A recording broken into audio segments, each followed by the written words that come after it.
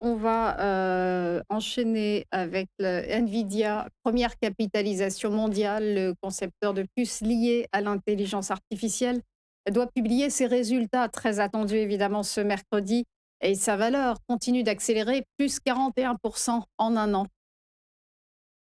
Oui, et là, on est sur une configuration qui pose des questions. Alors là aussi, j'en avais parlé et je vous indiquais qu'on était potentiellement sur une configuration de retournement moyen-long terme. Mais tant que l'action restera au-dessus des 172-170 dollars, pas de souci particulier.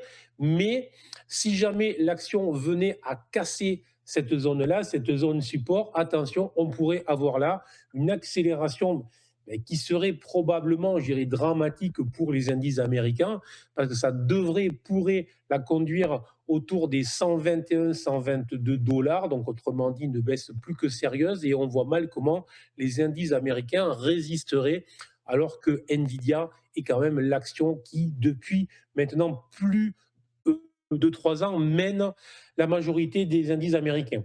Donc tout simplement, il faut surveiller et on va avoir les résultats cette semaine. Donc évidemment, c'est crucial parce qu'on voit bien qu'on a plusieurs phénomènes en ce moment qui sont à l'œuvre. On a déjà le phénomène des immenses capex réalisés, donc les investissements, réalisés par les grosses entreprises, par les grosses tech américaines. Euh, donc, est-ce qu'à un moment, il faut vraiment que ça se reflète dans les chiffres que Nvidia va nous offrir cette semaine.